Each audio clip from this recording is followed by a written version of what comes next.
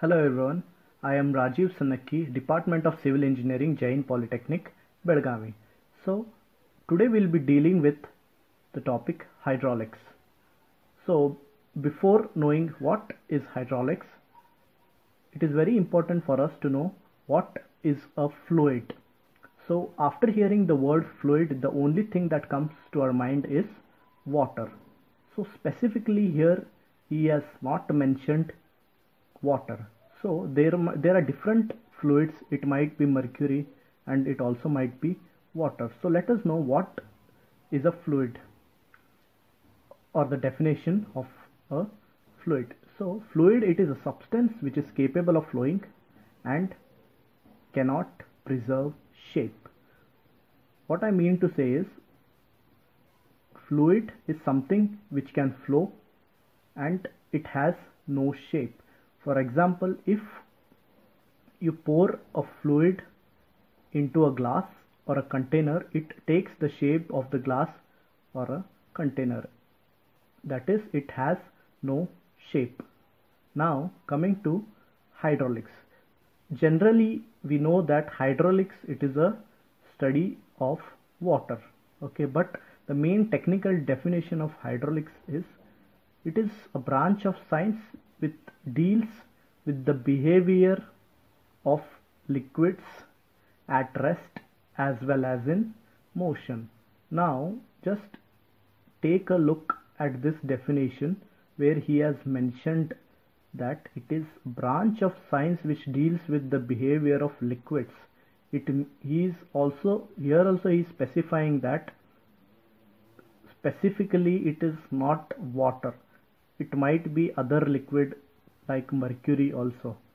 So as I said, hydraulics, it's the branch of science which deals the behavior of liquids at rest as well as in motion.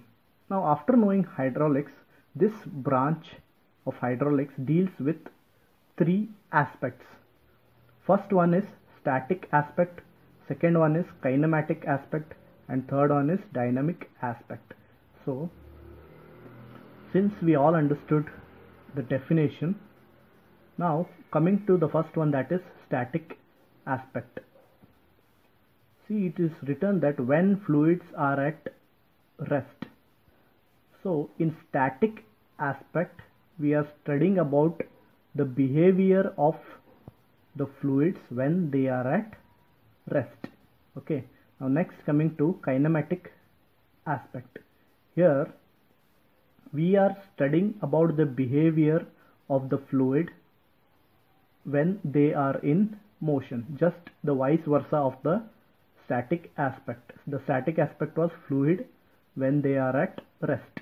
Here the behavior, that is study of behavior of fluids when they are in motion. And also when pressure forces are not considered. In kinematic aspect we study the behavior of fluids when they are in motion, and also here the pressure forces are not considered. Now coming to the third one, that is dynamic aspect. Third one, here when pressure forces are considered when fluid is in motion. So it is the vice versa of the kinematic aspect. In kinematic aspect the pressure forces are not considered, but here in dynamic aspect the pressure forces are considered while we are studying So after knowing what is a fluid, hydraulics and different aspects of hydraulics, we will be studying about pressure. So technically pressure is the force per unit area where force is exerted on some particular area. Pressure is denoted by P, where P is equal to F by A, that is exerted force upon area. Pressure, the unit of pressure is equal to Newton per meter square or Pascal. So there is one more important thing. As I told, pressure is the force per unit area. So pressure exerted by the fluid at rest is called as hydrostatic pressure. Next coming to pressure head. So you all can see a diagram which consists of a container and a column in between the container, and the height I have shown as capital H. So pressure head is nothing but the height of the column which is at the center and the pressure applied by the column at the bottom of the container. That is called as pressure head. So the next one is the different types of pressure. So as we studied what is pressure, that is force per unit area, now let us study the different types of pressures. So the first one is atmospheric pressure. So atmospheric pressure is defined as a pressure exerted against the surface by weight of air above it. That is the atmospheric pressure. It is the pressure which is exerted by the air. So atmospheric pressure at sea level is 103 Newton per meter square. As I told, the unit of pressure is Newton per mm square. So at sea level the atmospheric pressure is 103 Newton per mm square or 760 mm of mercury. Atmospheric pressure is also called as barometric pressure. Next is absolute pressure. The first one was atmospheric pressure, the second one is absolute pressure.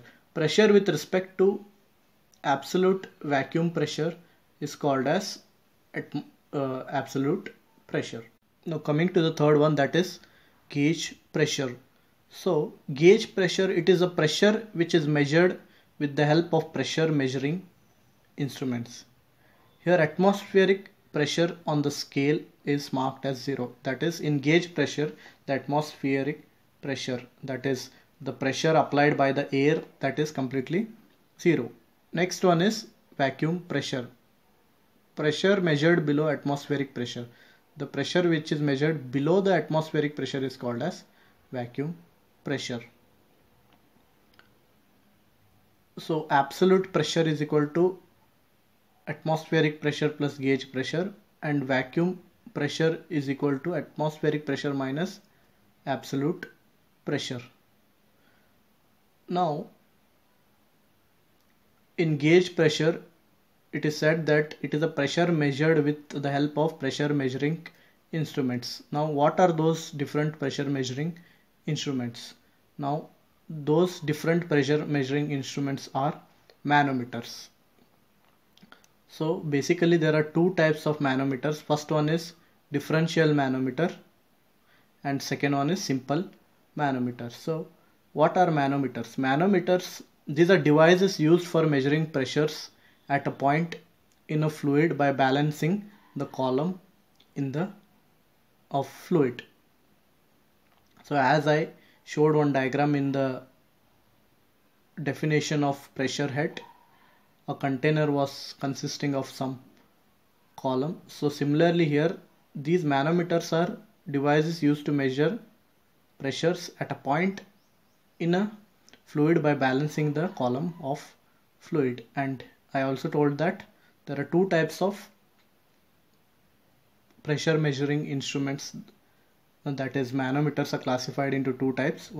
First one is simple manometer and second one is differential manometer. So now coming to the first one, that is simple manometer. It is also called as U-tube manometer. It consists of a tube, where you can see below, it consists of a tube where one end is connected to a pressure measuring device and the other end is free to the atmosphere. Here for gauge pressure, you can see a diagram where the round part is a pressure measuring device and the other part is free to the atmosphere. And you can also see that there are two types of fluids in this U-tube. The first one is water and the second one is dark part is mercury. Here I have the horizontal line denotes that it is a datum line, So here B is a. So in this unit 1 there are two types of problems. One is on simple manometer and the other problems are on differential manometer. So first we will be solving problems on simple manometer.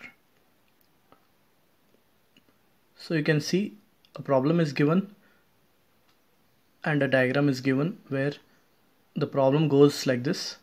The right limb of a simple manometer containing mercury is open to the atmosphere.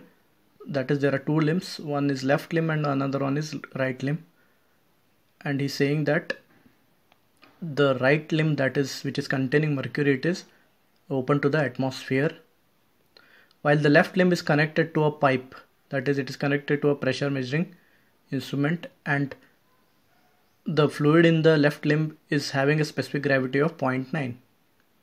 The center of the pipe is 120 mm below level of mercury in the right limb.